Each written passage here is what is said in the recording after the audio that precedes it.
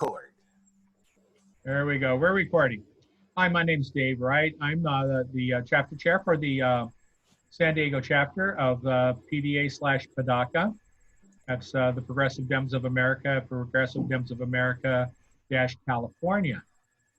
Why that's important is that, and Mike will talk a lot more about this, and probably Alan also, is that we're a PAC now, and we can affect more, and we can do some lobbying in the state and federally between both organizations. So we have to wear two hats, one's for the federal and one's for the state. So consider me always changing my hat, depending on if I'm talking PDA-CA or PDA. All that being said, one of the things that we are trying to do is we're trying to identify a few more people who want to do letter drops to various congressional offices, so that we can have greater outreach.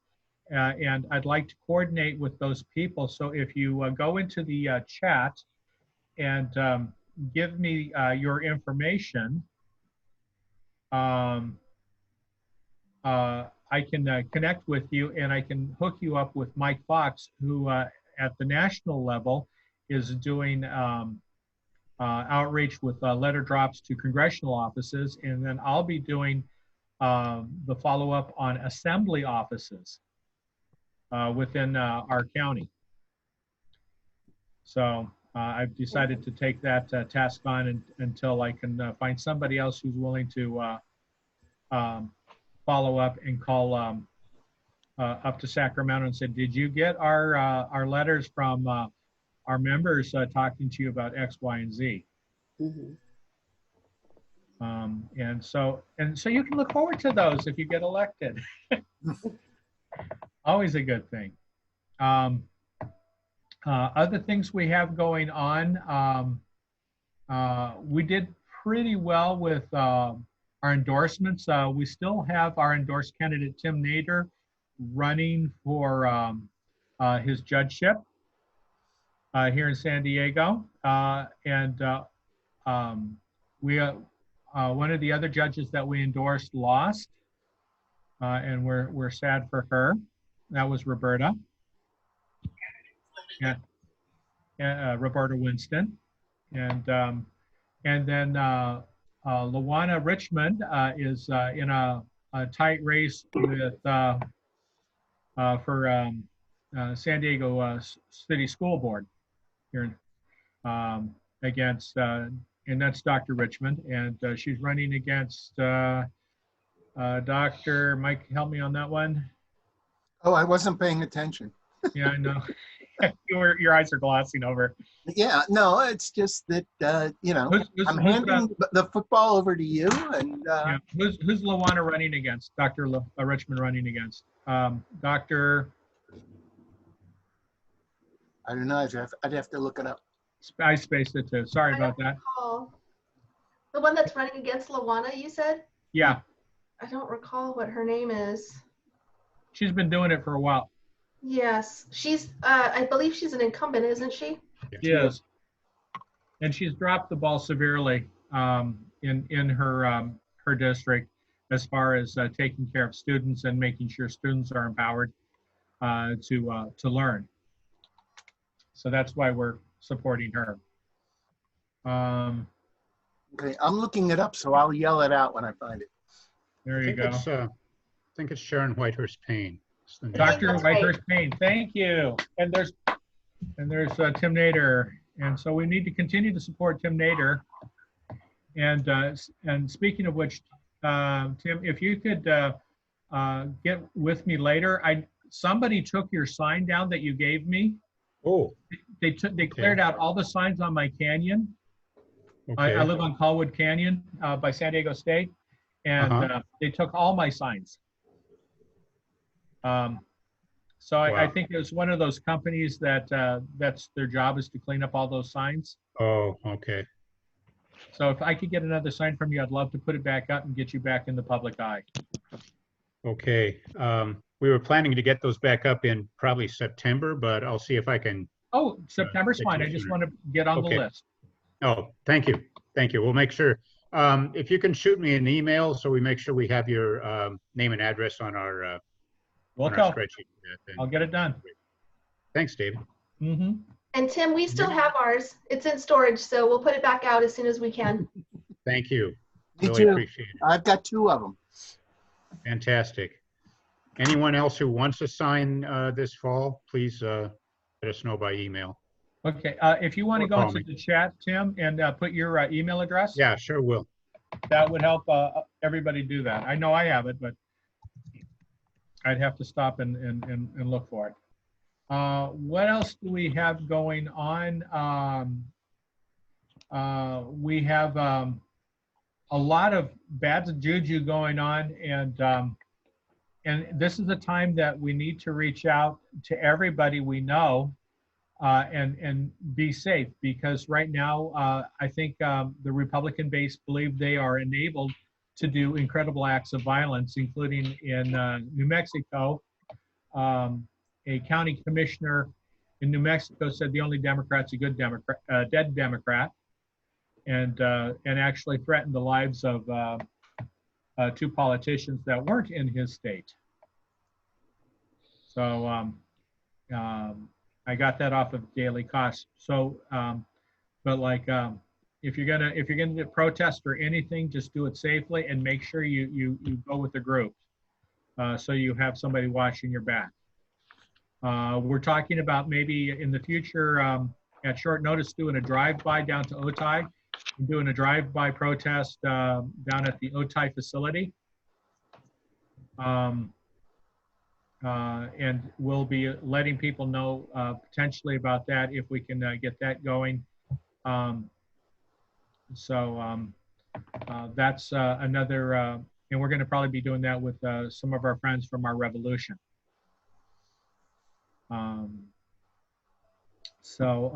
With that, I think I'll pass it over to Mike and let Mike talk about his portion of business, and then I'll take it back from him and we'll introduce. Okay. I don't have a lot of business. I do know that PDA-CA, which is the state PAC, is about to undergo a major modification, I guess you'd say. And Alan can describe this even better than I can, because PDA has formed 501c4, which can do lobbying. So right now, I like to say we're part of the PDA family.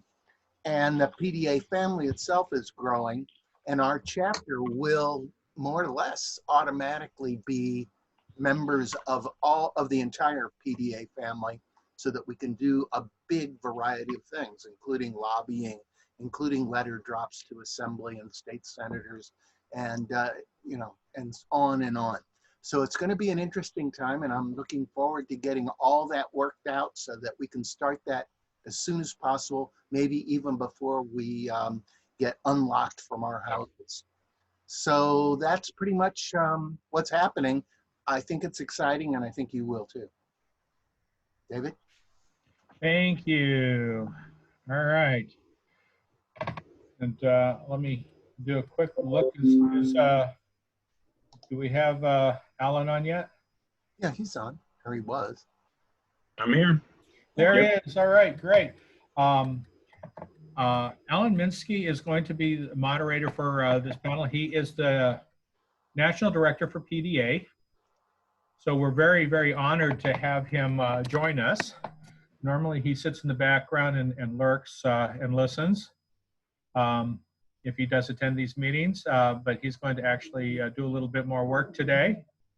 And the other thing, he is a director for a liberal radio station up in the LA market, and he's been letting people know about progressive values and progressive issues and how they affect them in that marketplace. And so he's been a long time doing that. And also we have Kate Schwartz, running in which district? Oh, you're muted. I'm sorry. Assembly There you go. District 75. So District that's 75. that's the North Inland and North County, San Diego, and Temecula. All right. And also, do we have, well, we may just be starting with you. I don't see Liz or, Yeah. is Liz on? There's a Liz there. Yep. Oh, there's, okay, she's there. Hey. Okay, Liz is running in which district? Assembly District 71, which is East County, San Diego, in the southwestern portion of Riverside County. Ouch. So you and Kate are basically probably right next to each other. Oh yeah, we're Yeah. we're buddies, and we overlap Yeah. with Liam for Congress. He's in both of our districts. Mhm. Wow. And then how about Maria? Are you on, Maria? Okay, not yet. Okay. Well, I'm going to pass this over to Alan, let him get started, and I'll see if I can track down any other participants that may need help getting in. Yeah, if you can reach Maria, because I think there are two types of meetings. There's meetings with Maria Estrada and there are meetings without Maria Estrada. So hopefully Maria will make it. Maria's something else. But before introducing Liz and Kate and hopefully Maria, want to talk about just a little bit about PDA. Mike Thaler made reference to some of the changes that I'm trying to bring into the organization. For those of you who don't know, Thaler and I are from the same suburb of St. Louis, Missouri. So we're both from little University City, Missouri. So we have that in common. So Yeah, I'd like to say that we were raised about 2 miles apart and 20 years apart. I think we're a little closer in age than that. But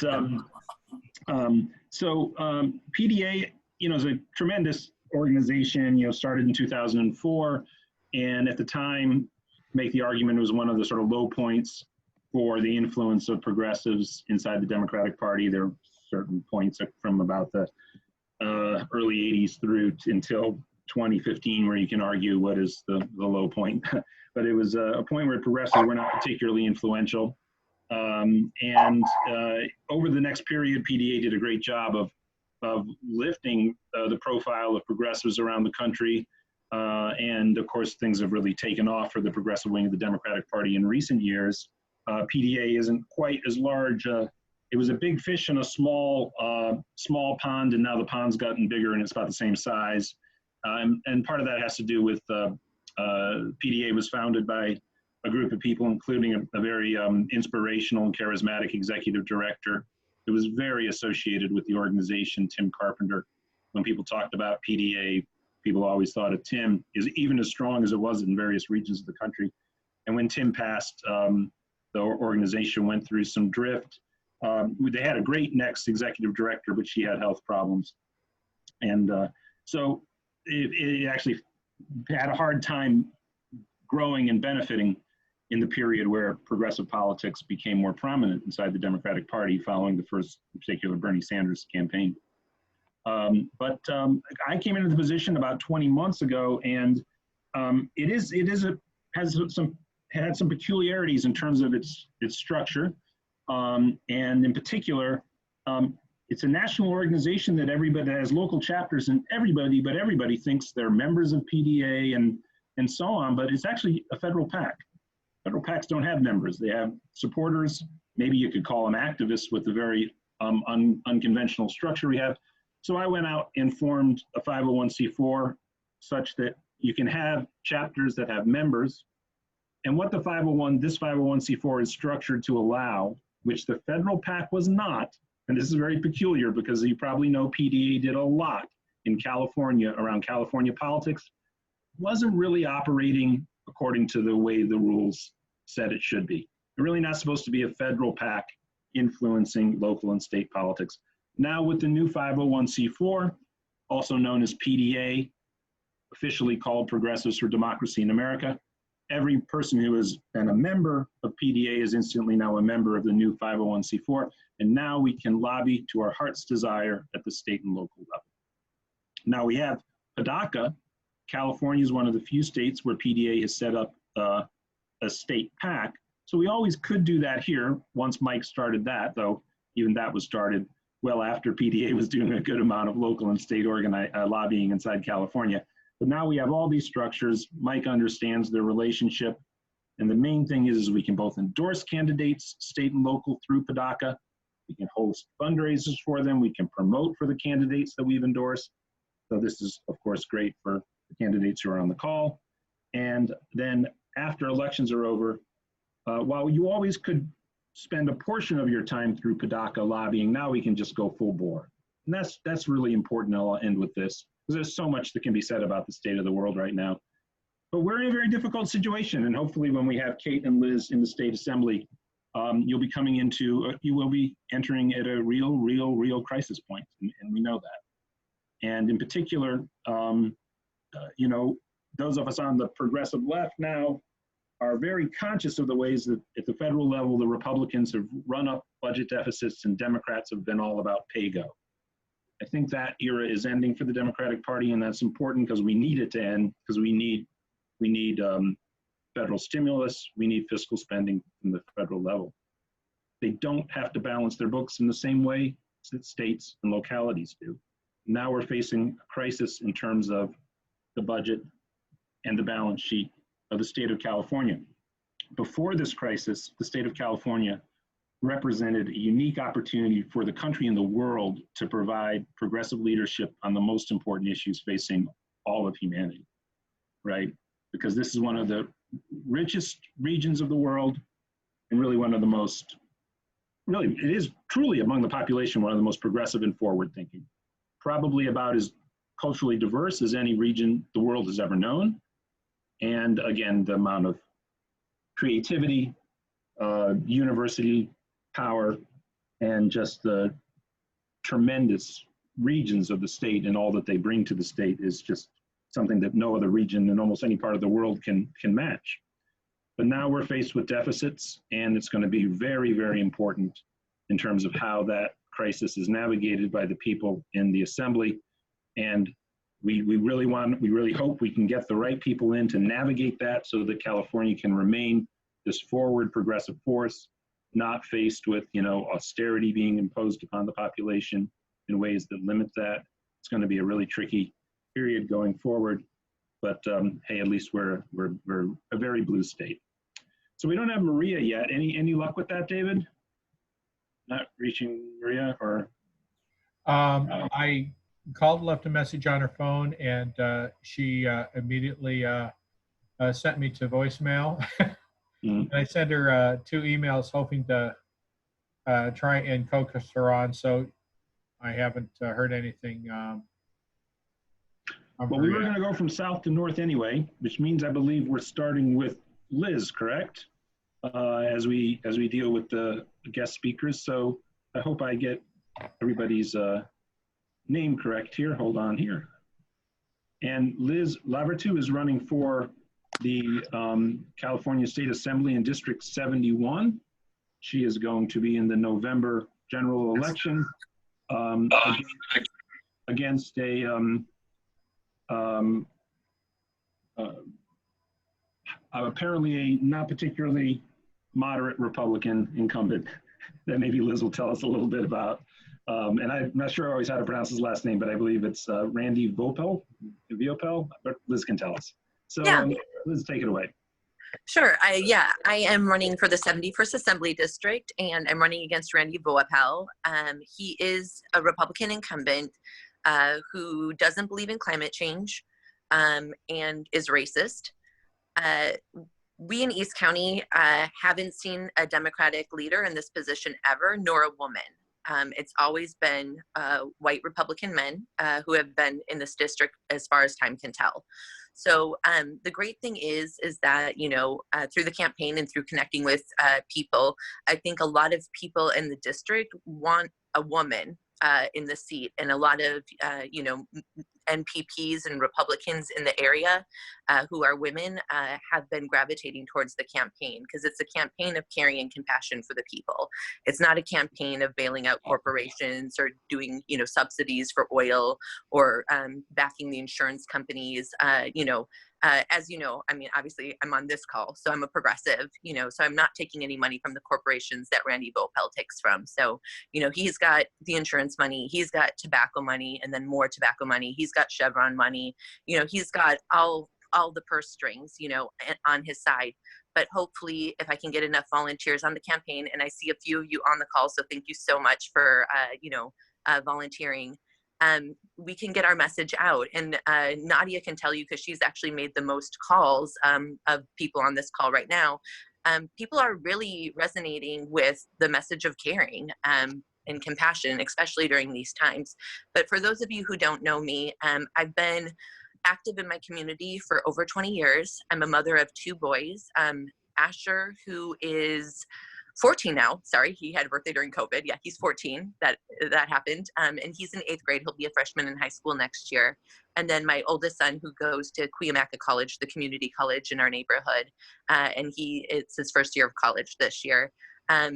I've been, president of the PTA, president of nonprofit organizations that help children.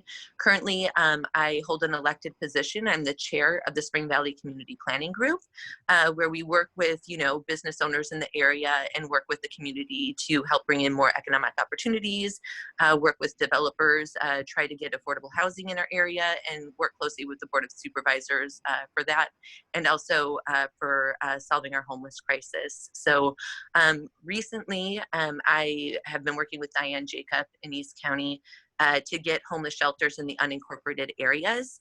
So we've actually had some great success. So we've already located 2 properties to put in tiny home communities to be able to house our homeless that will have on-site services and then transition into permanent housing. During COVID, everybody here in San Diego knows our electeds didn't do, how do I explain it? They just spent too much money in a very inadequate way to help our homeless, which actually didn't help them. It actually hurt them more, shoving them into the convention center in Golden Hall instead of extending the hotel voucher program to more people. And with 1,000, hotel rooms that we purchased, only 20% of them are filled right now because of the requirements, but we're still paying for the other 80% of them.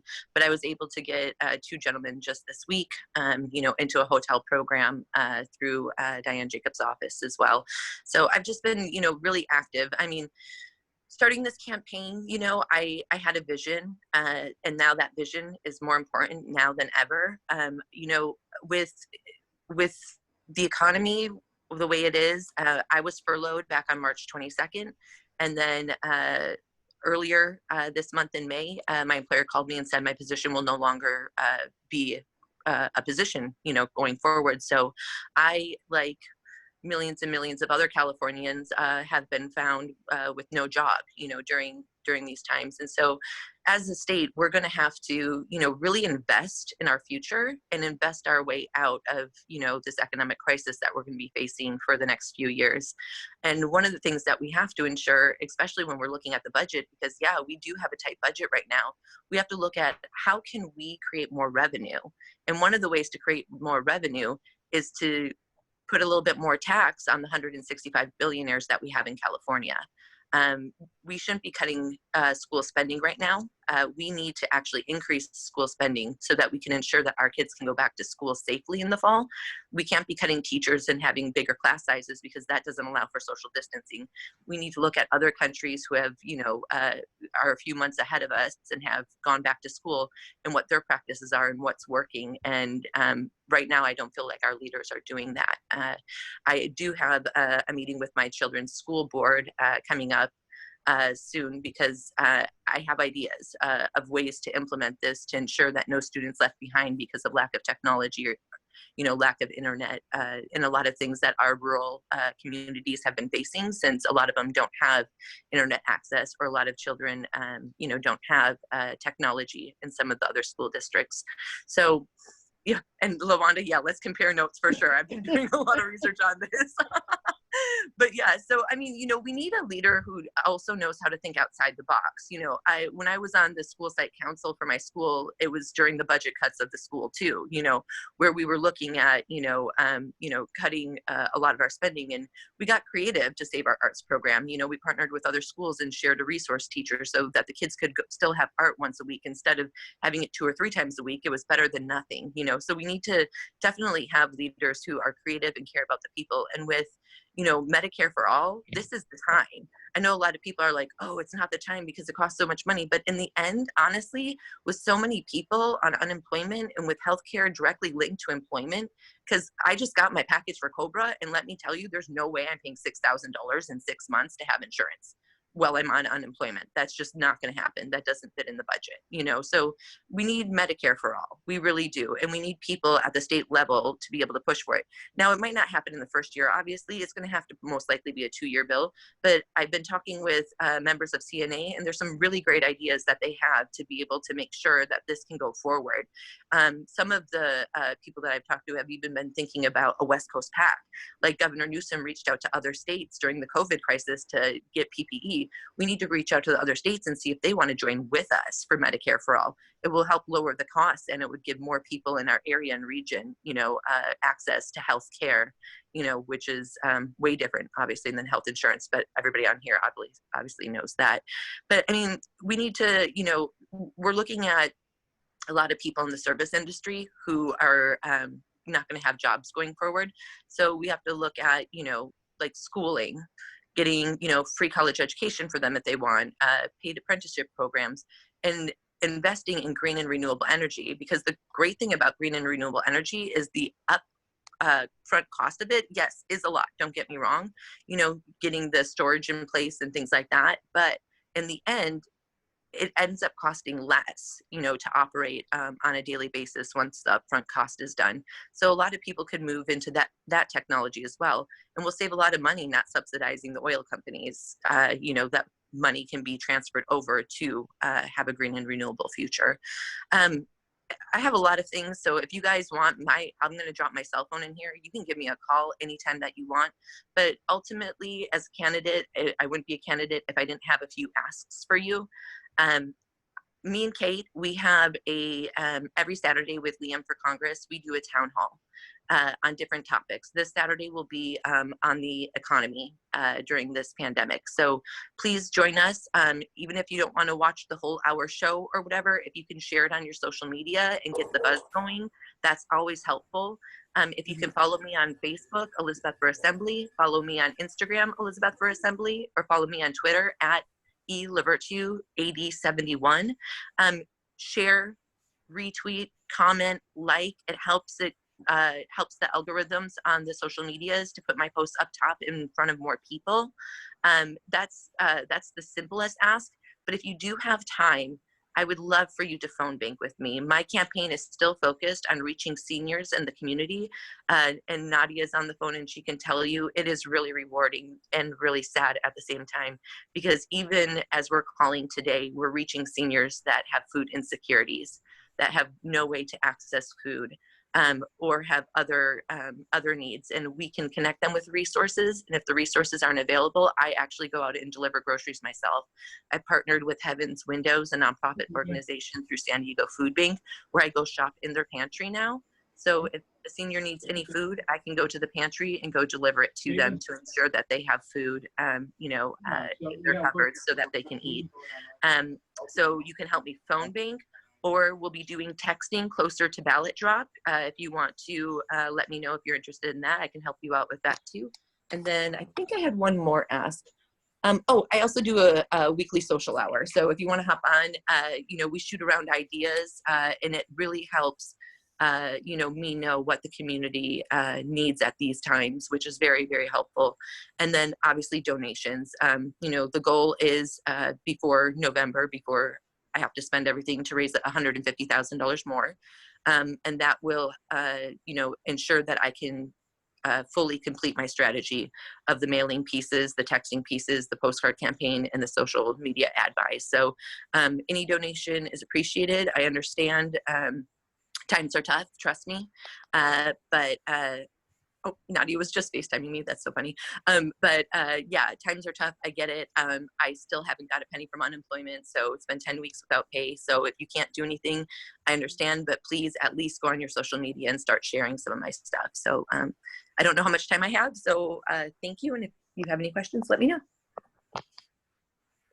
I suppose I have a follow-up. Your district has been redder than red. Yeah. Even in some recent elections, you've had 2 Republicans in this, this state that is bluer than blue right now. You had 2 Republicans in the runoff, not this time, and I think not the last time. A couple things. What do you attribute the maintenance of that to in an era when the Democratic Party is so ascendant within the state? And secondly, do you find that you obviously sound like quite a progressive candidate for any district?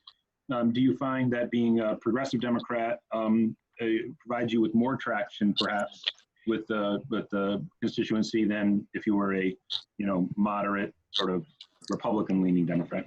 Yeah, so being a progressive is actually helpful in this district. Also, talking badly about the Democratic Party sometimes is very helpful in my district. So, which I had no problem. Would get here, yeah. I had no problem doing that before, so it's okay. Yeah. But if you'll remember, back to Bernie 2016, a lot of Bernie supporters, when Bernie dropped out, they didn't go to Hillary; they went to Trump. Sure. And the reason is people don't want a corporate politician. They don't want people blowing smoke up their ass, so to speak. They want somebody true who's speaking to the issues in their community. I like, and the funny thing is and Kate knows this too, every time we have like a planning meeting for something, I'm like, oh, I have a personal story about that. Oh, I have a personal story about that. Like, so every like hardship that my district's gone through, I've gone through with them, so I can definitely connect with a lot of people. I lost my home during the housing market crisis. My oldest son was born blind, and I had to fight with insurance companies to give him, to be able to do the surgery to give him limited vision, I've really run the gamut with a lot of things. And now look at me, I'm unemployed during COVID. Like, so every struggle that the community has, like I have a personal story, about that. And so connecting with people through their hardships is, it creates these bonds. A lot of my friends, including my family, are Republicans. And, they'll go on my Facebook posts sometimes and please don't fight with them if you see them, because they do mean the best, but like, one of them just this morning was like, yeah, but the Democrats in Congress are like corrupt and this and that. And I'm like, yes, some of them are, totally agree. And some of the Republicans are too, but that's why we need to, stop electing, career corporate politicians, and he's just like, you're right, so it's just, it's just being able to talk and cross over.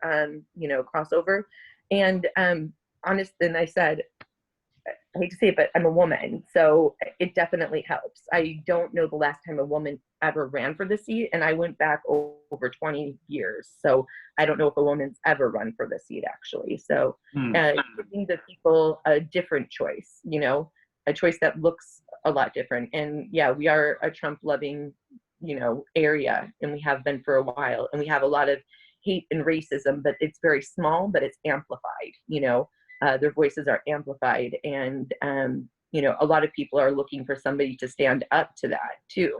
And our current people aren't going to, because they believe in that, they believe COVID is a hoax put on by Democrats, like we faked this whole worldwide crisis because we're that talented.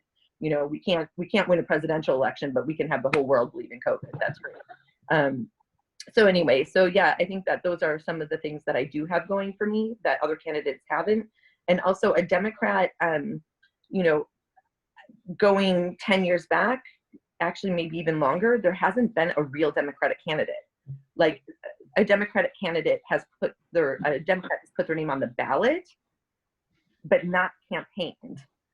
So they put their name on the ballot just so they can get the central committee position with the alternate, and then the CDP position with the two appointed people. So they did it to get those positions, not to actually win a campaign. So yeah, there's that. And then last year, I don't know that there was enough ground game, to be honest with you. So. Well, thank you so much. I do want to say, David and Mike and Liz, before I go to Kate, And I see Maria Estrada is here, which is great. I am in a situation where I could hear Liz, but nobody seemed to be moving, so the screens were frozen. And I don't know if that's causing problems for people hearing. Liz broke up a little bit, but for the most part, we did hear everything she said, which is pretty much the essential part of this. So though Kate looks frozen, I'm going to assume that Kate can hear me. And I'm going to introduce Kate Schwartz, who is running in the 75th Assembly District. And that is a little further north and to the west of the 71st. It is also a red district, not as deeply red, but pretty damn deep red. It's held by Marie Waldron, and Kate Schwartz. Take it away. Oh, thank you so much, and thank you for the invitation for this evening's meeting.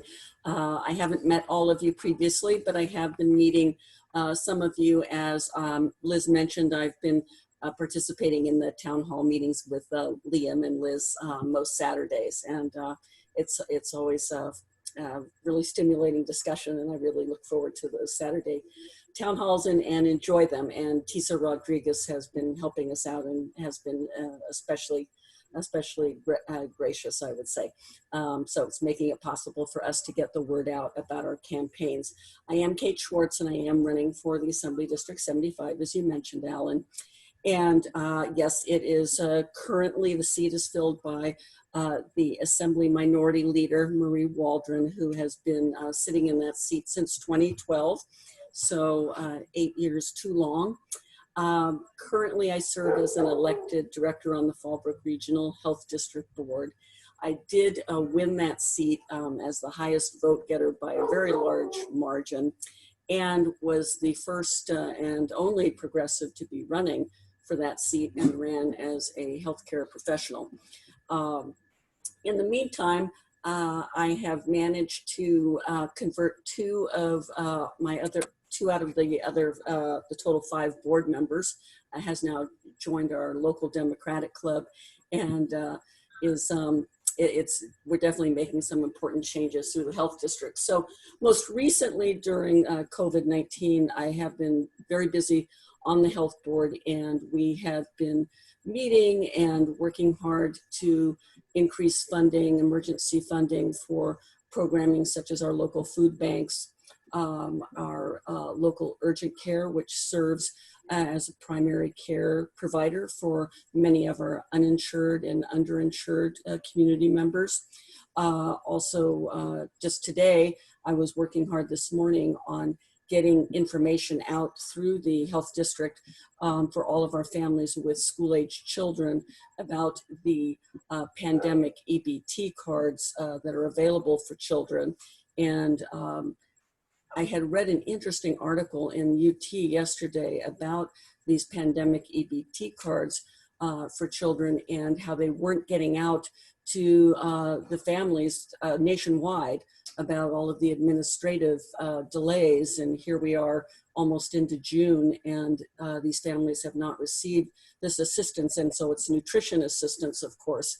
So I then actually contacted Lorena Gonzalez, who had put out a wonderful post this morning on social media, providing all of the information and alerting our local communities and social media connections to all of the information that is needed for families to sign up for these additional EBT cards. So I was working hard with Fallbrook Regional Health District this morning to ensure that our information was posted everywhere it needed to be. And then I prepared flyers because I was meeting with one of our members of Indivisible Fallbrook, who coordinates for our Duluth farm workers, our migrant farm workers. We coordinate donations every couple of weeks for them. And so I was ensuring that that information about the students' EBT cards was getting to them via flyers this morning. So anyway, been doing a lot of that and wellness checks and whatnot.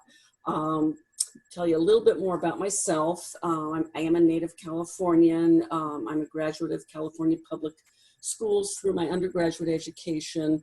I studied social welfare. It's my bachelor's degree, as well as minored in women's studies and Western civilization.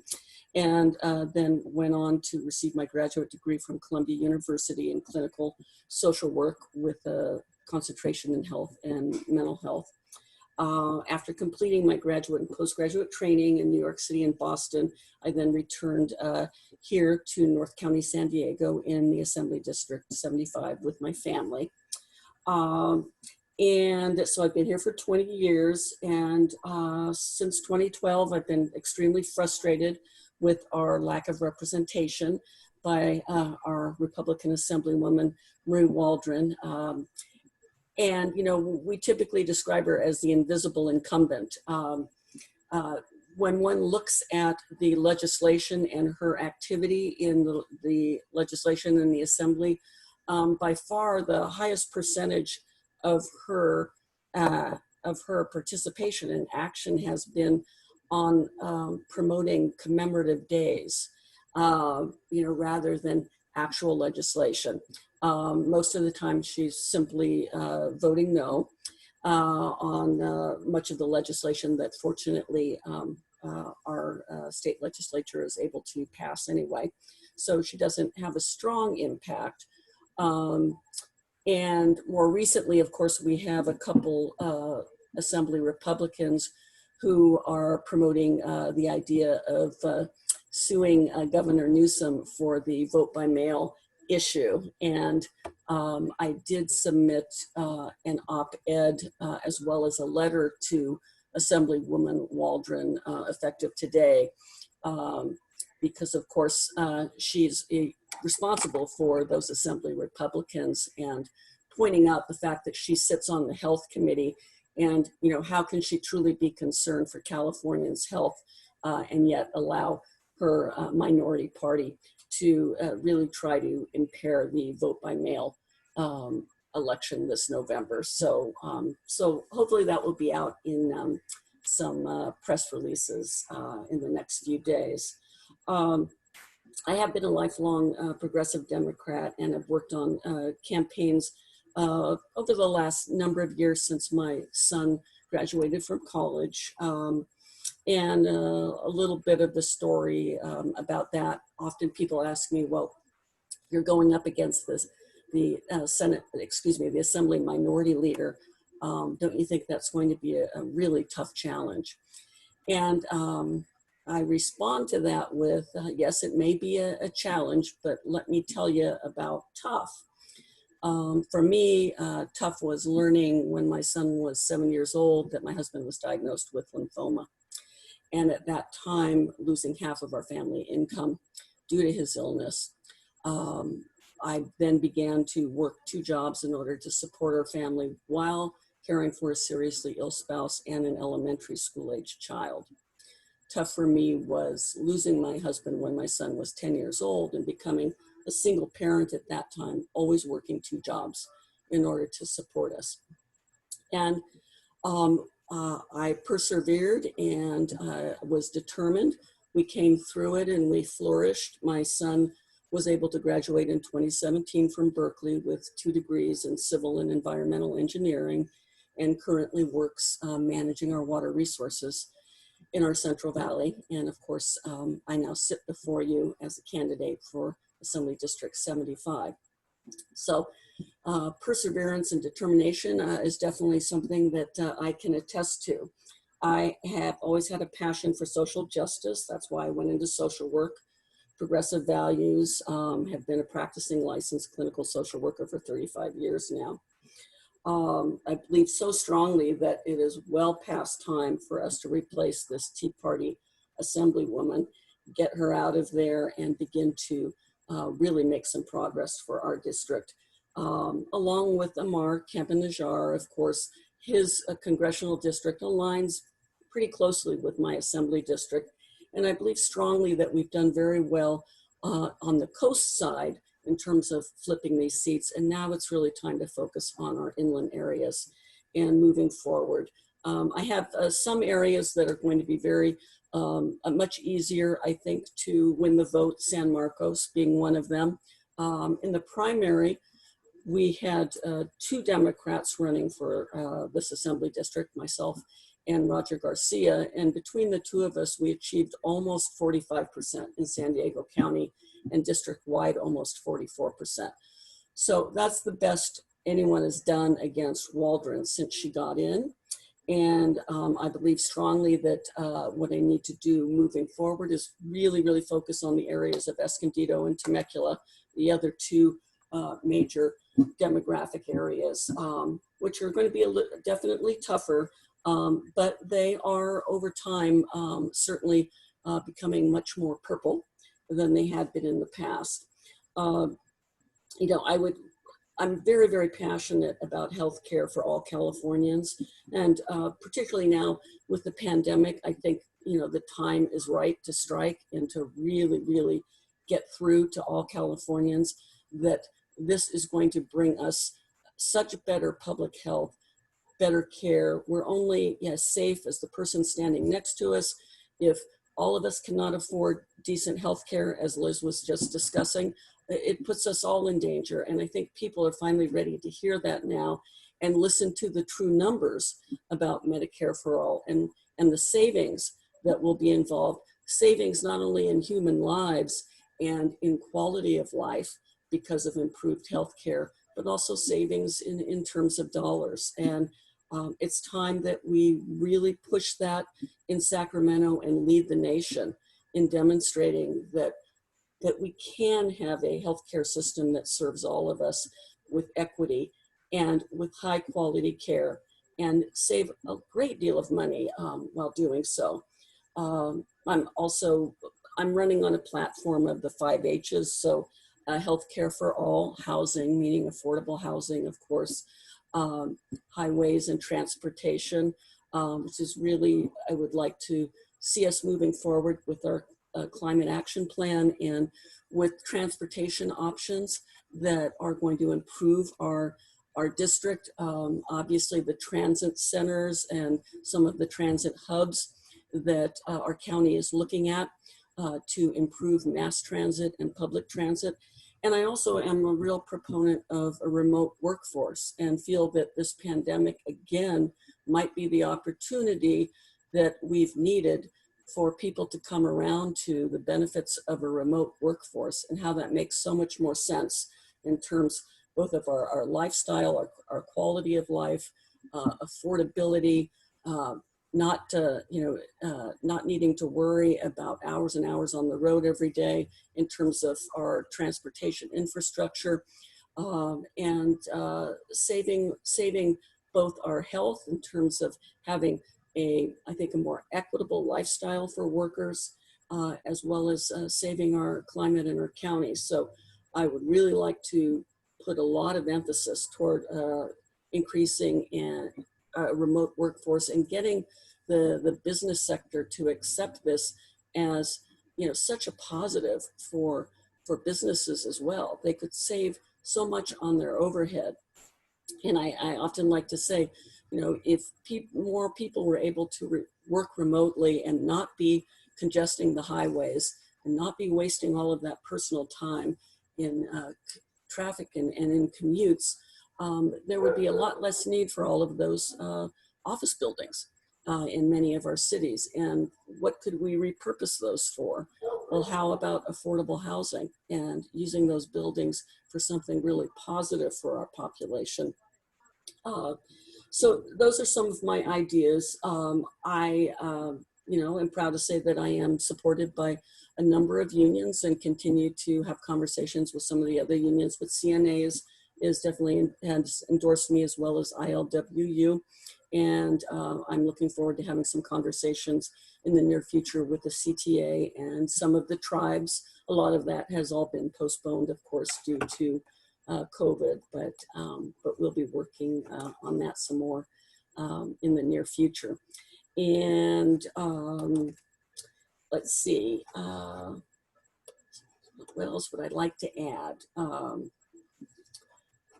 In terms of post-pandemic preparedness, of course, I would want to promote new legislation that state emergency preparedness programs would never be eligible for state cutbacks or defunding again. regardless of budget considerations. Many of you are probably aware that we had a health surge capacity initiative. Can you hear me? That's me. Getting feedback somewhere. Anyway, our prior health surge capacity initiative was That was set me. up, I was on twice. phone the and the computer. Yeah. I did because my internet connection was dropping, so I'm now on the phone. That was my fault. Okay. Sorry, go ahead, Kate. It's all right. I'd also like to work with our congressional representatives to return the medical and pharmaceutical manufacturing back to the United States, and specifically to our state, where our biotech industry is well positioned to develop that industry manufacturing here. And I already spoke about my platform of healthcare for all Californians. And let's see, very important to promote adequate, sufficient sick leave for all workers, regardless of which type of worker, whether it's independent contractor or a W-2 employee, but allowing workers to be able to remain home, get well, and protect public health. Of course, promoting living wages, unions for workers, and affordable housing to end California workers living paycheck to paycheck and always one emergency away from financial disaster. Promoting humane animal treatment is important, making sure that we end animal exploitation and working with global partners to end live animal markets. Often that is tied to these pandemics. And I've already talked a little bit about the importance of a remote workforce and creating a remote work task force of economic development organizations and private sector leaders, especially for small businesses, providing resources for attracting and managing the remote workforces with a focus on building social and civic connections. And of course, convening the telecommunication providers to work on the broadband strength and capabilities through our regional communities, especially our outer edge communities or the rural settings. I'm in an unincorporated area of the county, and I can speak to that. So I think there's a lot to be said for some of the changes that we could now begin to reflect on and imagine post-pandemic.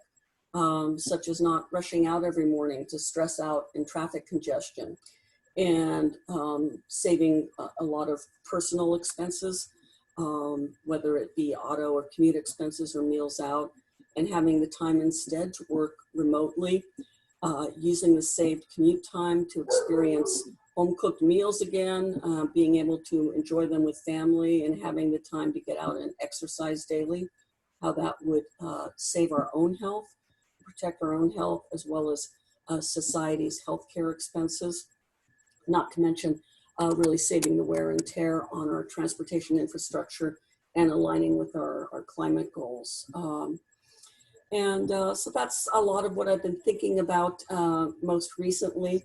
And I'm happy to take any questions, and I'll go ahead and put my information in the chat room, but I certainly echo much of what Liz had said, that we really need your support.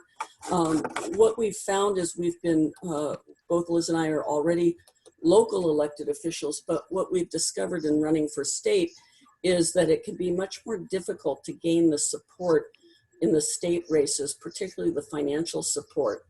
And it's interesting because I think that in this pandemic, it really has helped our state to see just how important their state government really is. But people tend to be focused on supporting congressional candidates and forget about the down ballots, even though, as all of you know, I don't need to even mention this, just how much is determined at the state level that then impacts us nationally as well. So certainly support in terms of sharing our Facebook posts, our town halls on Saturdays, getting the word out that we are strong and running in these races, and we are very determined, both Liz and I are, to move forward with our campaigns and to overcome these challenges. And we certainly need the financial contributions in order to be able to conduct that voter outreach and get those supplies and campaign needs such as signs and mailers and all of that good stuff. So thank you all for this time again. I appreciate being able to introduce myself, and I hope to have your support. So Kate, thank you so much for that. And before we go to questions, which we'll do for all three candidates, we're going to jump to Maria in a second, but I am very intrigued quickly to ask a question about remote working. Is this something that you've been able to dialogue and coordinate with as an issue with other Democratic candidates, Democratic office holders? You know, in my capacity as the ED of PDA, about 3 weeks or 4 weeks into the stay-at-home phase, shelter-in-place phase, I wrote an article in which I really, what you were saying echoed what I was saying, and what I was saying echoes what you're saying. And of course, you know, that's the American political elected officials, the political class, has not been so creative in recent decades as to, you know, digest something that would be so radically transformative of that. But for so many of the reasons you cited, especially for those of us, by the way, for folks who don't know, I'm in Los Angeles right now. I mean, a life with no traffic, yay, boy, is this great. You know, I don't feel quite as rosy about all this time at home as I might have after a few weeks. But quickly, because I want to jump over to Maria, if you can, just have you been able to, you know, have a dialogue going with other, you know, Democrats, progressives, and is remote working something that you see as having some traction among that community? Yes, and I have been really promoting the idea, I'd say, over about the last 4 weeks. You know, and using, you know, examples of, you know, wasn't that incredible when we all looked at that photo of downtown LA and the air was so clear? And, you know, we've seen the numbers now of, you know, how much carbon, you know, those numbers coming down, the carbon reduction, and how much more quickly we could get to our climate goals if we all weren't sitting on the freeway. And, you know, most of us complain daily about, you know, the wasted time and, you know, a lot of people have said to me, you know, it really allows me to have a life now to be working from home. I can see my family, you know, I can help my kids out with some of their schoolwork. I can get my work done just fine. And it would also allow people, I think, to be more civically engaged and to support, I didn't even get around to this, but I talked to people about, what about also supporting your Main Street businesses, your small businesses? You would actually be in your community. So, you know, instead of going out to lunch next door to the place that's by the office, you would actually be giving the business to your community. I just think there's so much potential for this. And when I present it this way and get people thinking about it, you know, I really haven't heard any negative responses at all. I have a piece, an op-ed piece that I'm waiting to get sent out to be published. So I did send it to the LA Times and I sent it to the Union Tribune, but we're going to be sending it out to some other publications as well. And I hope that it gets into publication, because I would like more people to read about it. But I certainly have been voicing this idea now for several weeks, and I've thought about it for a long, long time. You know, whenever you're in traffic, you know, in any kind of commute traffic, of course, that's where your thoughts go, is why do I need to spend all this time to get myself to another room where I'm going to be doing the same work as if I just stayed in the room I was at home? Right? It's really kind of a crazy idea, the way we've structured our work world. And I'm hoping that this sudden unanticipated lifestyle change is getting people to be more reflective and think about, okay, how do I want my future to look, and how do I want the future to look, you know, for my kids, you know? This isn't something that I enjoy doing. We have some time now to think about making some different choices that are going to benefit us as individuals, as a society, and for planet Earth. And you know, in mental health, we have a saying that in every crisis, there's an opportunity. And that opportunity is to change in ways that produce growth and positive outcomes, usually initially caused by external circumstances beyond your control. But anyway, yeah, that's a little bit about my thinking about it. And I think I'm going to get a lot of positive response and a lot of positive reinforcement for it. Well, please, by all measure, please make sure you send the article when it gets published to, you know, Mike and David. And my email is Alan, ALAN, @pdamerica.org. I'd love to see that. Again, I can share what I wrote, though it was a little bit impressionistic at the time. So Alan @pdamerica.org. And I can tell you that the response I did get to the piece was really quite enthusiastic. Good, good. Well, I'll be happy to send it to you, Alan. Thanks. And I'll let you know as soon as I capture a publication that is going to go ahead and put it out to press. Thank you so much. Well, next I am really happy to be introducing Maria Estrada, who is running in, well, sometimes I get the district numbers all wrong, of course, who doesn't? But I know very much who she's running against, of course, is Anthony Rondon, and she's running in the 63rd Assembly District. And she came pretty darn close to knocking off the Speaker of the Assembly in 2018, right, Maria? And, or was that 2016? It was what year was that? Well, she came close last election cycle. And now she's challenging him again. And she is, and I'm moving now, and I hope I don't make people dizzy. As you can see, I'm on my phone now. I don't even think about it as I get up. I'm adjusting to the reality that I might have a video on my phone. You know, I just think Maria Estrada is one of the great truth tellers in American politics, actually, right now. And just someone who I see as pulling no punches, and I just think it would be unbelievably marvelous for Maria to knock off Rondon and to be in the California Assembly.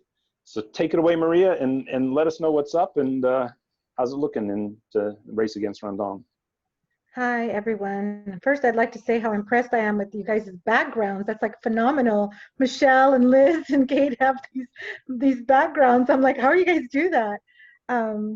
Thank you guys for having me. I really appreciate it. You know, first and foremost, I'm an activist. So, you know, activism is super to me and is actually an integral part of my campaigning. So, you know, I've actually protested in Don's house like 10 days ago. So he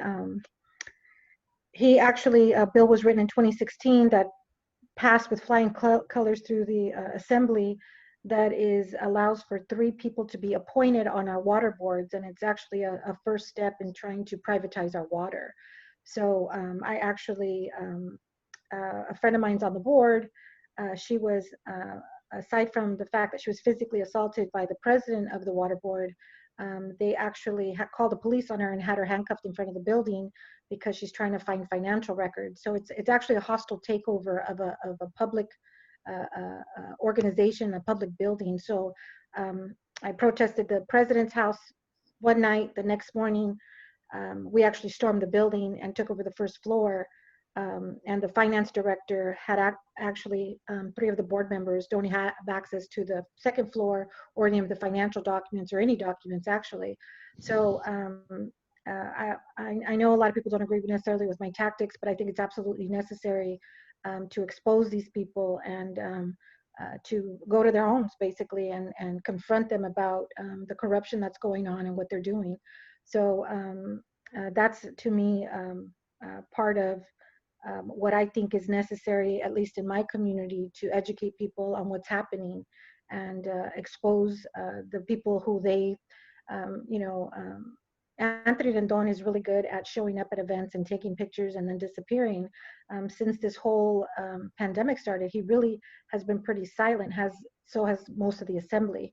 and they're really not doing anything. So it is really important, and everyone has brought up, healthcare.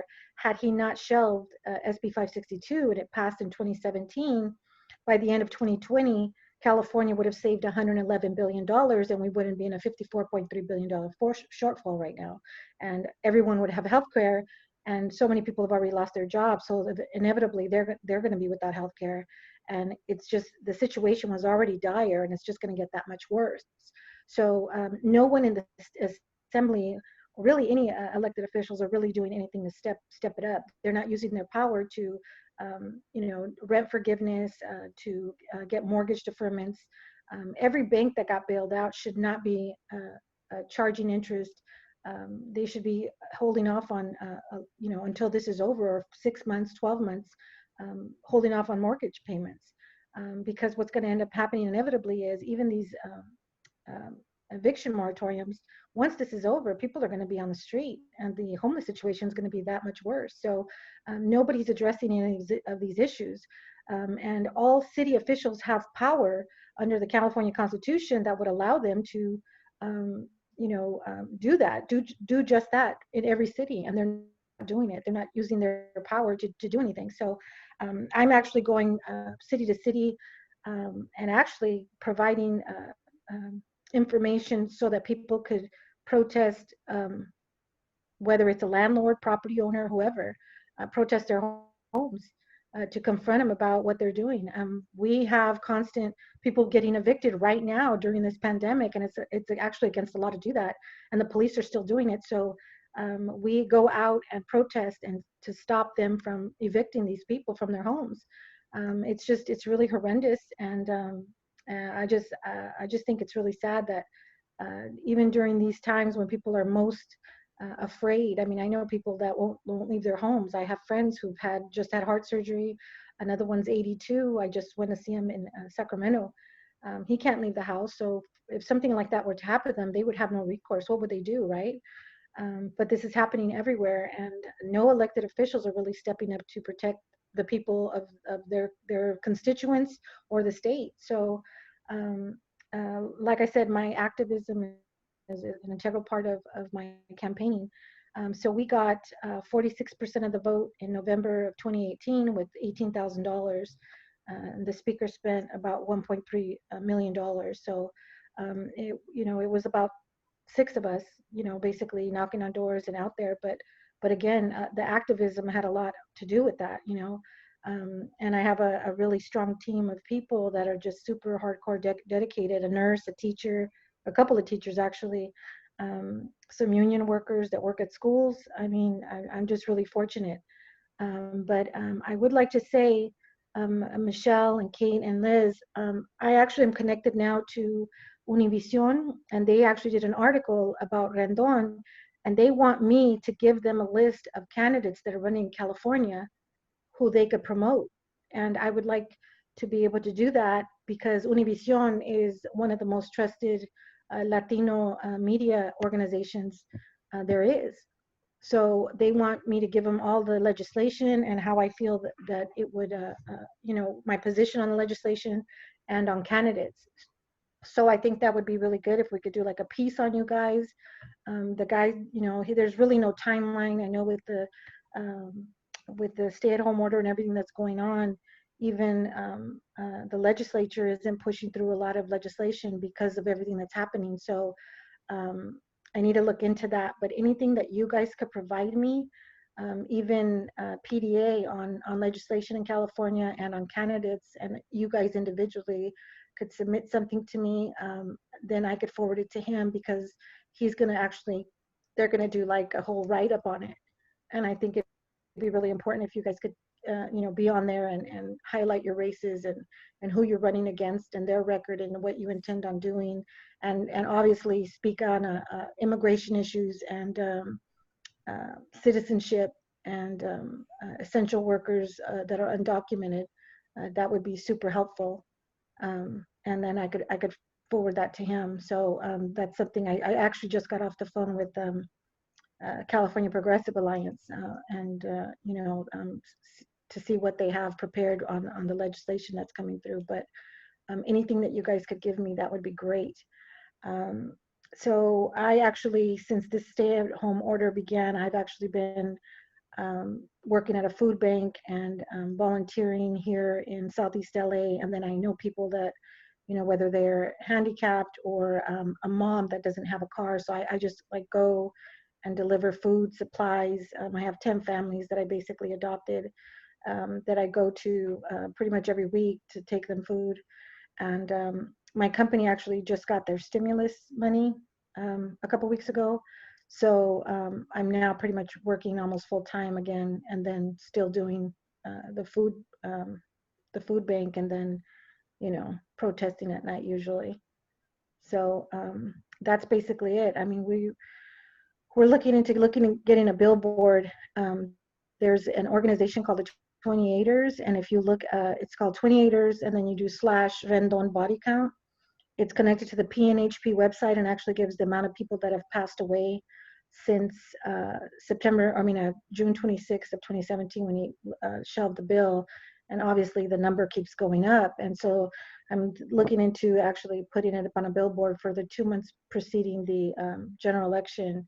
And then the number obviously will change, showing how many people have died since he blocked that bill. So looking into text banking right now. I got to get the new BRL for the last election, which I haven't done because I just got back from, I was in Sacramento and San Francisco for 7 days. So I just got back 2 days ago. So it's been a little hectic. But yeah, we're just, looking at other ways. I mean, I'm having a stencil made. I'm going to have that stencil of a logo put all over the Southeast. And like I said, we're just calling in right now. There's a whole group of us that call into these city council meetings, school board meetings, water board meetings, and address different issues in each city that are occurring to bring attention to it and to basically hold the elected officials accountable for not using their power in the municipalities to help tenants and the people in the community. So that's basically it. And if anybody has any questions or. I'll do one follow-up, and then we'll open up for everybody to ask all three candidates questions. Though maybe I'll ask a question. Maria will probably will provide a response, and then maybe I'll say just a few words about the 2 congressional House of Representative races that I was asked to say a few words about, and then we'll do the questions for the candidates. And Maria, with where PDA sits in relationship to the Democratic Party, which is on the left progressive edge of it, this has obviously been a difficult period for people who don't know, who are on the call. That I'm supposed most of the PDA members know. We were the organization that was the only organization in the country to draft Bernie Sanders to run for president, going all the way back to 2014.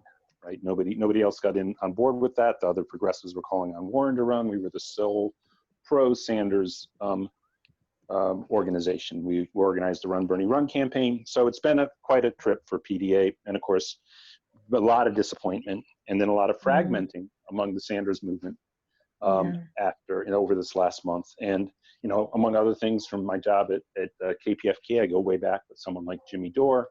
And in the past month, he's just been scathing towards the Democratic Party, and yet I do believe that we need right now, especially given the necessity of a response, a governmental response to the pandemic, and the fact that the elected officials in the country are either Democrats or Republicans.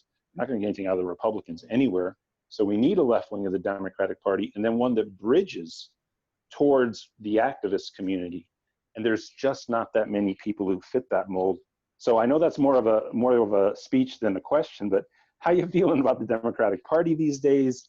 And do you see your role as something along those lines, as being inside the party, but clearly providing a bridge to an activist base that we're going to need, because we need a response to this pandemic that suits the needs of the people, and we're not going to get it from the elected officials, not the elected Democrats. It's going to take a public direct action movement, and then some group within the Democratic Party needs to be there to be in dialogue with them, to bring their ideas forward. So yeah, go ahead. So I guess I should have stated that I actually just got elected into the LA County Central County Committee. which is the largest and most powerful Central County Committee in the country. Sure. So, and then on the other side is Rusty Hicks actually has banned me from attending any Democratic Party events. There you go. The party actually has done everything they can to basically shut me down. So now that I'm an elected, what is it called, a pleo, it's going to be interesting to see, because I just basically encouraged them that I was going to show up at any event that I chose to, and that they would have to remove me with police. So I actually protested his house right after I protested Alex Padilla's house. And the night before, I was in Nevada protesting the chair of the Nevada Democratic Party. And the night before, I was at the registrar's office, Dean Logan, who's corrupt as shit. So I don't believe that working with the party is going to work. We need to push back, and we need to push back hard.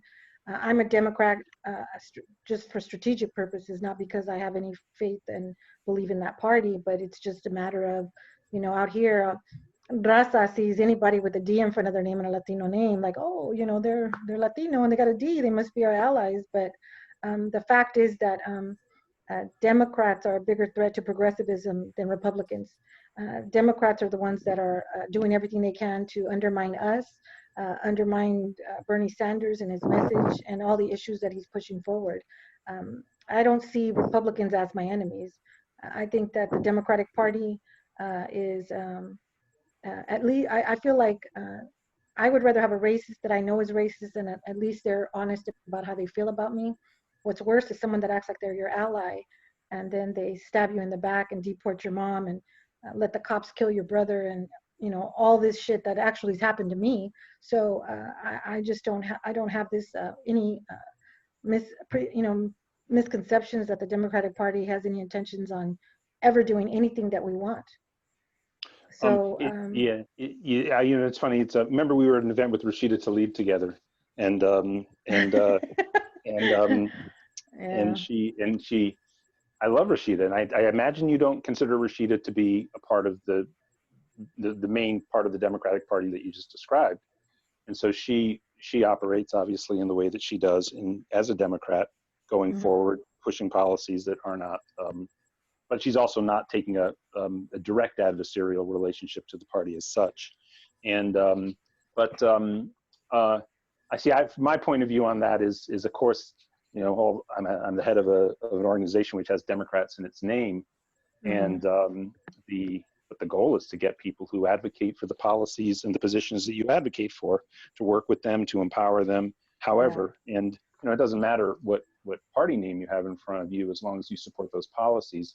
What I think is essential is to use the instrument of PDA to try to promote and bring forward the people who will actually fight for the needs of the people, you know, in this context and at any point. But hey, that's a long back and forth. And we'll get to the questions from everybody. So if everybody wants to start formulating their questions, all I suppose David asked me to say a few words about was just 2 congressional races. And I'm not sure really what to say, except to be aware that Katie Porter's race in the boy, I get the district names wrong, I think it's 45. And of course, she is going to be targeted by the Republican Party, sort of considered low-hanging fruit. She might, of course, do well if it's a blue tide against Trump again, but in time they'll keep targeting her. More progressive than the other Democrats who've won in Orange County, and therefore really sought after head on a platter from the Republicans. And then the other race was that David wanted me to talk about was up against Devin Nunes, and the candidate who got the nomination, who I think has a shot. His name I'm forgetting, so maybe David wants to chime in there. Phil, I believe, but I forget his last name. And so just obviously San Diego PDA and this particular meeting, I was asked to bring that up. Maybe it can come up in the conversation as we talk about those districts. But we have these 3 great candidates here. And so, sorry, getting a message here from my sister. So let's open it up for questions, and for Kate and Liz and Maria. Just real quick, if you want to hit the raise your hand button, so that we know who wants to talk and ask a question, please raise your hand, and then we'll acknowledge you and let you ask your question.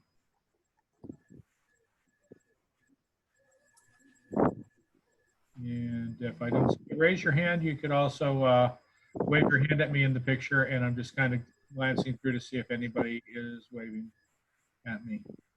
Well, if I could just say for the ladies and anyone that's running that if you can send me the person you're running against, and what I recommend is finding out if they've gotten any money from detention centers, any of the prisons, and their positions and how they voted on any immigration policies, and what your positions are and what you would do. Just that would be something to highlight to put for Univision to you know, obviously that's going to be an issue that they're going to want to address. So but it's the thing with the Democratic Party is I think we need to take a flamethrower. I don't see how they're going to I heard what they did to Victor in Orange County, and they removed him as the vice president of that committee. My vice president actually left my name off the ballot for my ADEM election. He actually didn't turn in anyone's voter registration forms in his region because he's a regional director, which is a crime. And he's horrendous. And he's still the LACDP vice president, and nobody's doing anything about that. So the party's not going to change. They're going to gaslight anybody that they're going to go after, like they've done to me numerous times. I actually have a lawsuit against the party and 2 people who assaulted me. I mean, they've assaulted me. So it's just an ongoing battle with these people. And the more they push at me, and the harder I push back, and I show up at their houses. I mean, that's just the way it's going to go. Something's got to give, and they're not going to concede their power. We're going to have to take that power. Every single one of us has to fight for these positions and fight for our communities, because they're not going to do it for us. None of them are. We have to be the ones that are out there, you know, putting this message forward. I'll be honest with you, they'd rather have a Republican win than a progressive Democrat.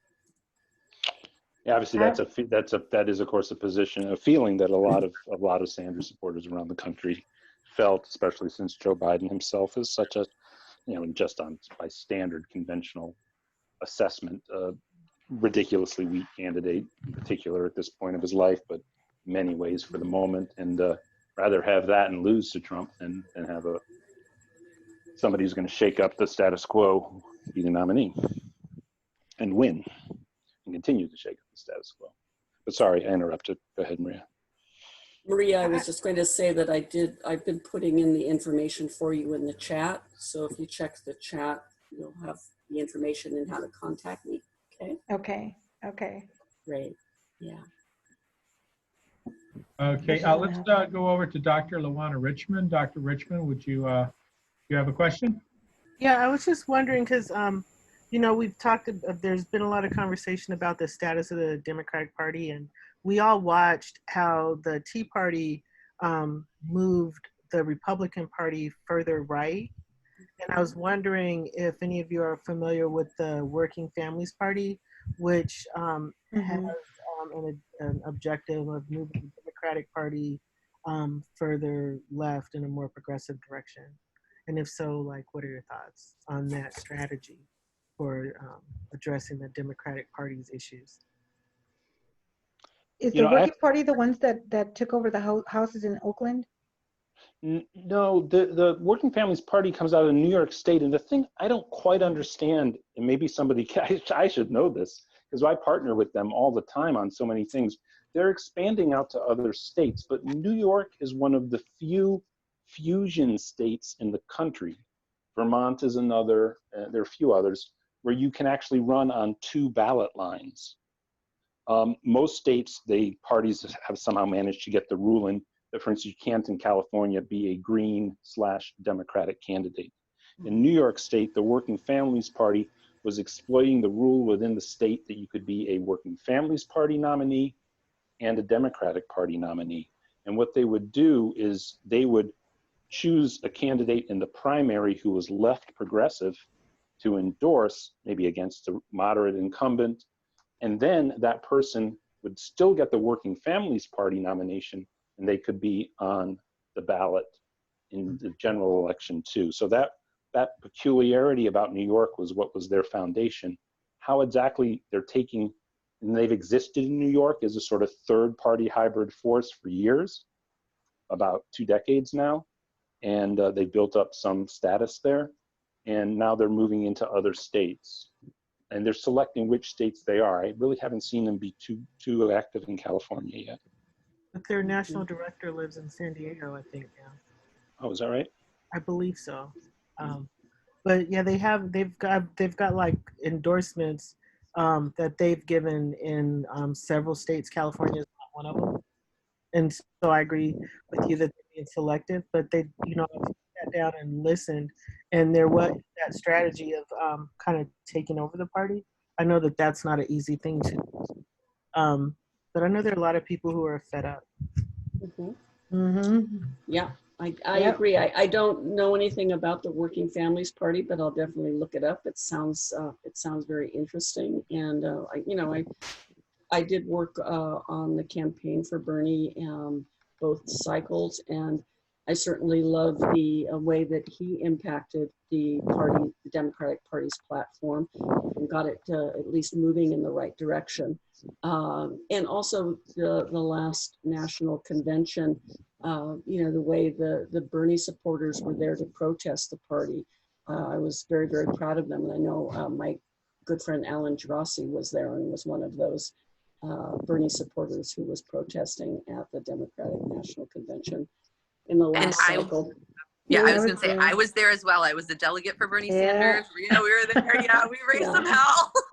Good. I wasn't a delegate, but my indigenous organization got me passes into the convention center, and I protested just about every day outside. It was chaos, and it was actually a really life-changing moment, because you just realize what a sham the whole election process is. And on TV it looks like a Disney show, like a Disney program, and reality it's people are flipping out outside, angry and upset and crying, and it's just chaos. And that's why I said I do not believe that the Democratic Party has any intention of changing. Look at what they're doing. Big oil, they've not pushed back anything that Trump's done. That's why I don't think Biden winning is going to necessarily be a vast improvement over Trump. Fracking increased exponentially under Obama. Clinton supported and promoted fracking globally in every country she set foot on under the Global Shale Gas Initiative. Jerry Brown allowed fracking and allowed the fracking companies to put their wastewater in our aquifers during a fucking drought. So, there is no Democrat that I can say that I trust, that I believe has any intention of doing what we want and pushing for single payer healthcare. The Democrats have a supermajority in the state. They could do whatever they want. The reason we don't have healthcare is because they don't want it. Exactly. They're not doing anything to push back against Trump. That's just a fallacy. And Biden has already said nothing's really going to change if he's elected. That's what they want. Look at this thing with Kavanaugh and that woman, and how that they all handled.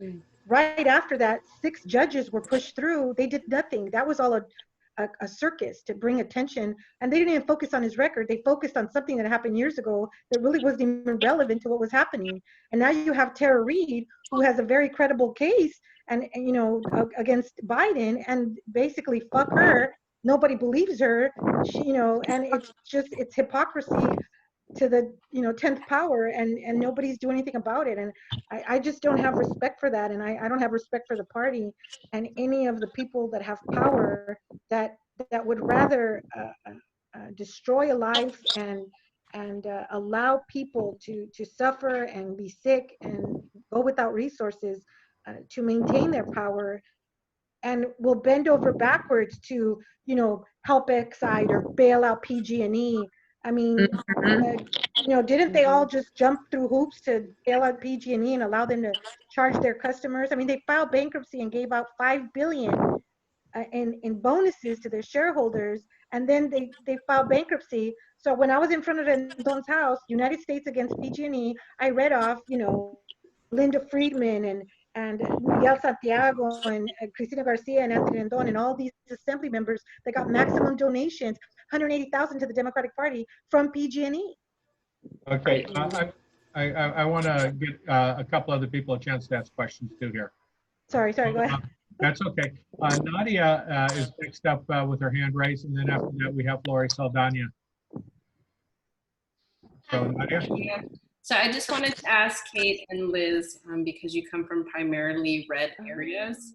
If you do get elected, I think one of the biggest things we need is how is your campaign, or how are you going to reflect in the people that you have, people of color? How are you going to bring our issues forward? How are you going to bring Black and brown issues, which are a huge thing in California? By bringing you, sorry. Oh, that's okay. I was just going to say, locally, one of the biggest things, of course, is that a lot of our representation is state that they're with marginalized communities, but a lot of times those marginalized community member leaders are white, because we have often not been able to promote ourselves or not been able to be our own leaders. So how would you change that ramification? By bringing you to the table. By bringing you to the table, sitting down, having discussions, and making sure that we shape the legislation, you know, and because sometimes people want to do the right thing, but what they think is the right thing, they don't know, because they haven't engaged in the community. They don't know what's going on. They don't know what the, you know, true systematic, you know, racism that's put in place. So they don't know how to dismantle it because they don't understand it. So definitely just bringing people to the table and having those conversations, and, you know, taking legislation too from organizations, you know, that support are led by people of color. You know, some of you know me, some of you don't, but you know, my son is half Black, and so and he's not passing white. So he, you know, there's a lot of things at his school, you know, sorry, my phone almost is going to die. I'm going to plug it in. But, you know, I live in East County. There's a lot of racism there. And, you know, there needs to be changes. There needs to be changes in our education, especially, I mean, well, you know, Nadia, with Santee and everything, like, you know, there's so much more we can do to be more inclusive and, you know, to make things more. Hi,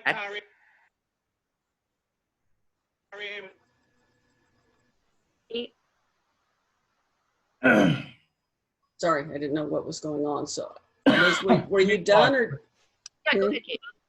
Oh, well, my opponent, I don't believe has ever had a town hall that I've been aware of, or any community forums. So, echoing what you had to say, Liz, you know, I think making sure that I'm connecting with the residents of my district and really hearing from them what their needs are and what their concerns are, and taking suggestions, but also advice on, you know, some of the ways that have the solutions that have been more beneficial to their communities, and sometimes sitting down together and just listening and problem solving, and then taking that back to Sacramento and talking with some of my collaborators who would be there on how to better represent our communities of color and how to really address the issues of inequity in our region. And we certainly have that in AD 75, no doubt. We have our own share of racism. I guess I don't think of it as being quite as bad as Liz's area, but it's not good in any case. And this week of all weeks, to be talking about, you know, the racism that our communities of color suffer, and you know, how that results in extremism and the racism, you know, by our nationwide police forces that end up in murder, you know, of communities of color, individuals. It's definitely something that is highlighted this week that we need to talk about much more and find better solutions in terms of those police departments and the staffing. And Nadia, let me say too that I don't know everything. I learn stuff every day, you know, and because I'm so open to learning and I'm not set in my ways, you know, like even just this week, I've learned something new that I didn't know. So like, and I think that's something that you need in somebody who's leading the community, is somebody who's not so stuck in their ways that it's like my way or the highway. Like I've learned a lot over the past few weeks and I'll continue to learn, you know. So it's just being open to like the dialogue and the conversation and like understanding.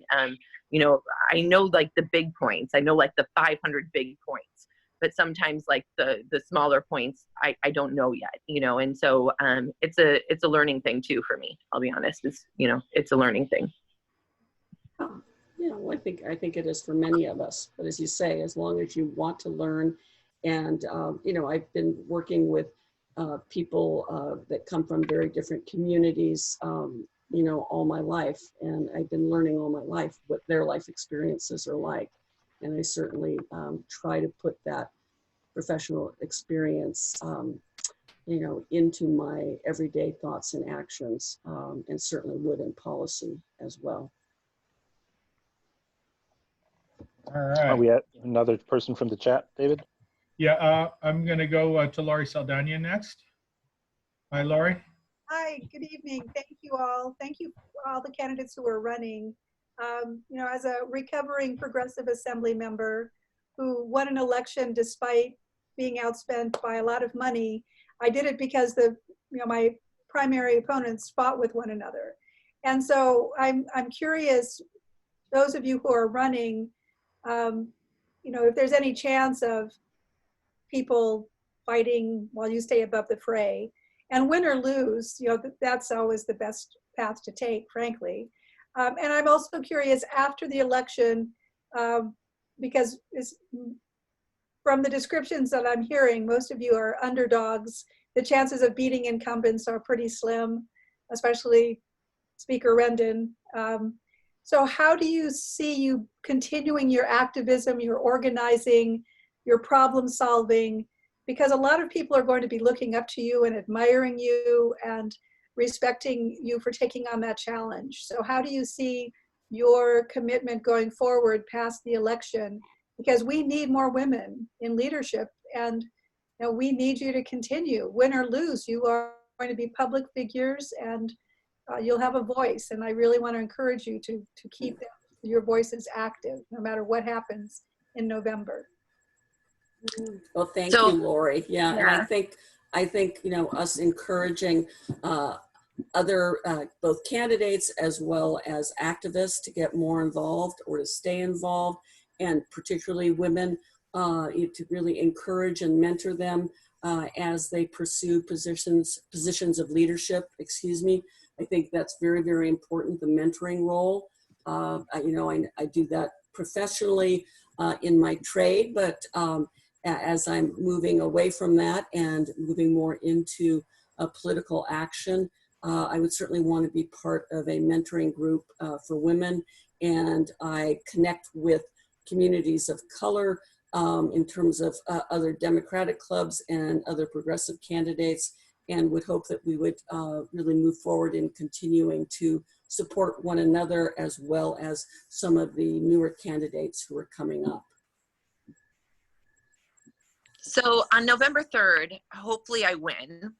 That's my goal. But if not, I'm going to continue to be active in the community. I've been active for 20 years. I mean, in politics, I've honestly started getting heavily involved in 2015. You know, we ran slates for ADEMs, and we've swept it, you know, 2 cycles in a row now in my area.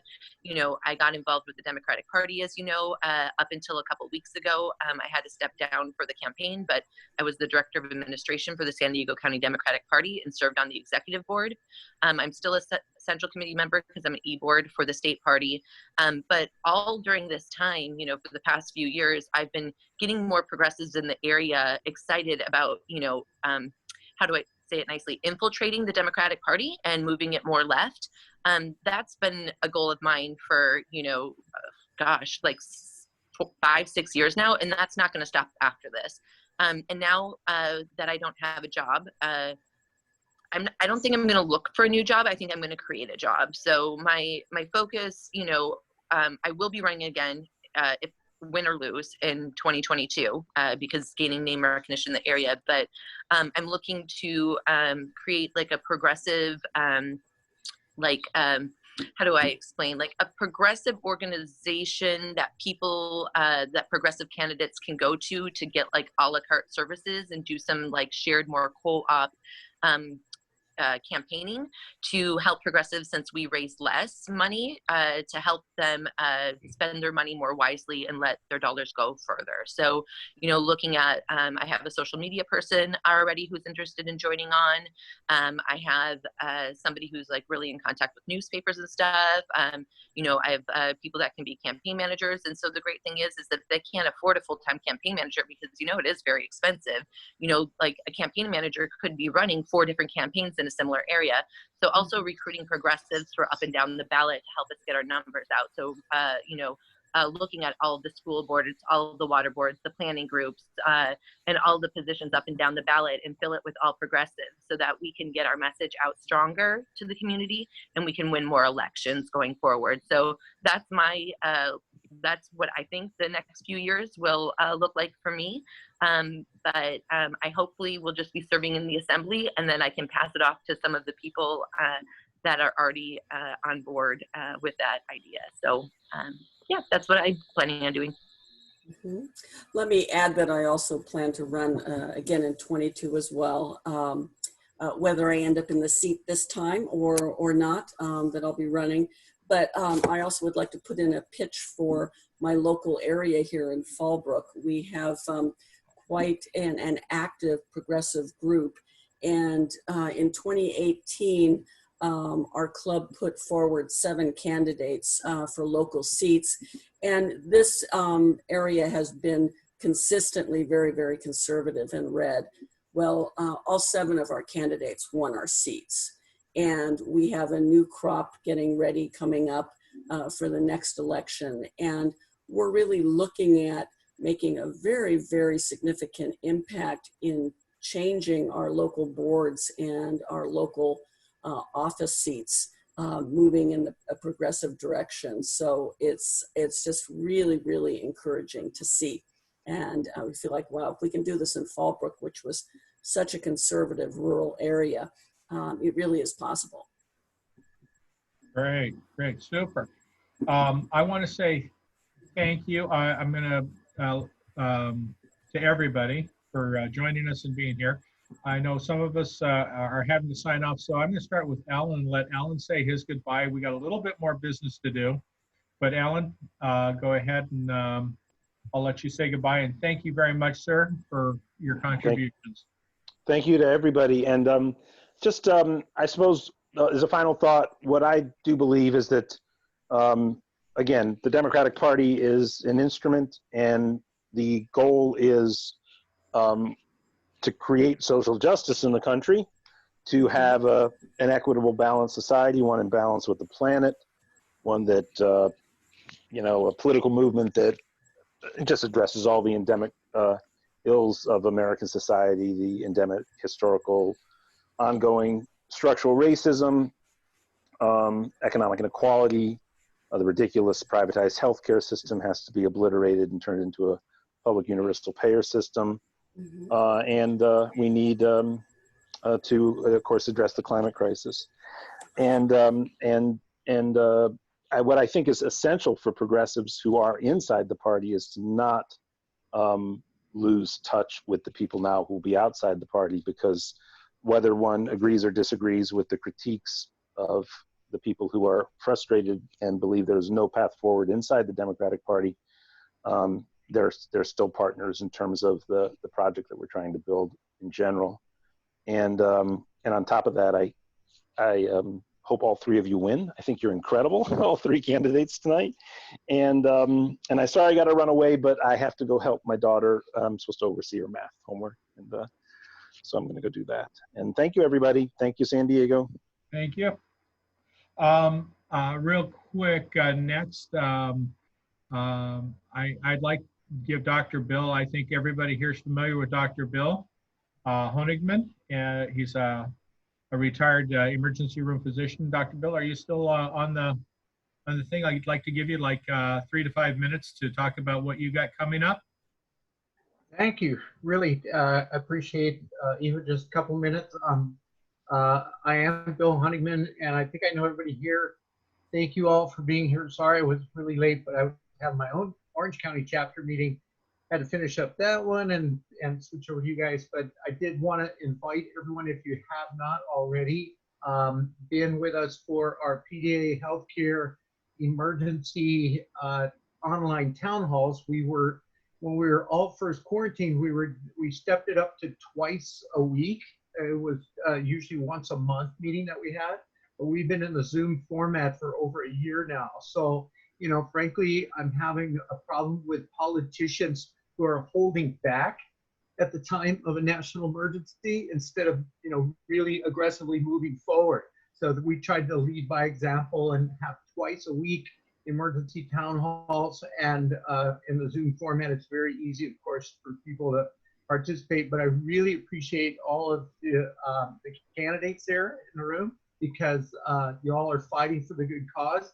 And we know it not only saves lives, like Maria pointed out, Anthony Rendon does have blood on his hands, and a whole lot of it, in my opinion, but it also saves a lot of money. So for cities like Michelle's, like Oceanside, thank you, Michelle, it could save a ton of money for the city. Just think of any public agency, school boards, you know, of course, what percentage of your annual budget goes to employee health, and how that would be dramatically reduced in a single payer Medicare for all system. So thanks, I appreciate that. Also, I'm working with my friend Danette, who joined us here. She's from Orange, and another friend of a person running for Bernie delegate in the area here. We're doing a weekly progressive online film festival. Now we showed the Fix It healthcare movie last week, and this week we're doing the classic healthcare movie that tells the story about Canadian Medicare for all. And if you haven't seen that, it's a wonderful film. If you have seen it, even see it again, because there's so much good information in it. And we'll have a great discussion afterwards. That's every Saturday now at 2 p.m.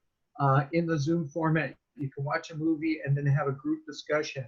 So thanks. I just wanted basically to make those announcements and to thank you guys, especially the candidates, and you know, for running and for holding office the way you do. We appreciate it. I know the people you're trying to serve will appreciate it too. Thank you, David. You're welcome. You're welcome.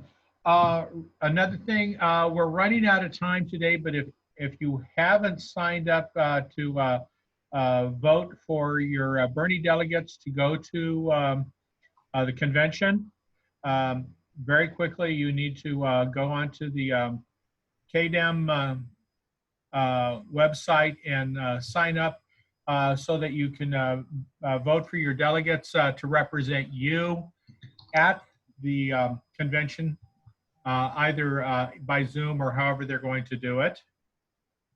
And the election, I think, is like June 5th for when your ballot will come to you and you get to vote. So please sign up for that, because in all things, it's who you choose to represent you is the most important thing. We have some of the best and brightest people in front of us right now wanting to represent us, and we need to give them our support and let them do the work that they want to do for us. You know, we need to do everything we can to support them. And then another thought is there's a lot of stuff coming down the pike. It's hitting us willy-nilly, and it's doing letter drops, i.e. sending emails to your representatives and making those phone calls. And if you're making them and all that, let me know. I will hook you up for national follow-up with Mike Fox, because he wants to put together a network of letter drops to congressmen and senators. And then for here in San Diego, I'm doing it for San Diego County for assembly persons and state senators. And I will even do it for city council members and so forth, saying, hey, are you paying attention to your emails? Are you paying attention to your phone calls? So we need to start driving home the message that progressives are watching, and we're tired of dying for their mistakes. So that's what we need to do, and please help me on that, and spread the word through your Facebook, and then encourage people to like the San Diego Progressive Dems of America PDA-CA page, and join us, because we're a forum. Our whole goal is to be a mailing list and get information out to everybody, so that they can be more responsive and push the progressive movement forward. Mike, final thoughts? Yes, pretty much what you said, except that keep in mind that we now can do whatever we want in a positive fashion throughout the state. So if you have friends anywhere in the state of California, but especially San Diego County, let them know about us, because what we want to do is build up a force that has the power within the state of California that PDA has within the whole country. So stay in touch. And if you haven't joined PDA, because if you join PDA, you're automatically joining PDA-CA, go to pdamerica.org, and on their front page, there's a little thing that says join, and then you'll get information from us. We try not to bug you about it. But if there's something going on that we think you'll be interested in, we'll let you know. And let's just, fight this together. Thank you. Yeah. That goes back to that old Aesop's fable story of all the brothers, and if you break the swick, but if you put all the sticks together, we have strength. With unity, we have strength. It's not me, it's we. Thank you, Bernie. So with that, we didn't call this meeting to order, and we don't have to adjourn it. I just want to say, everybody, love one another and stay healthy. And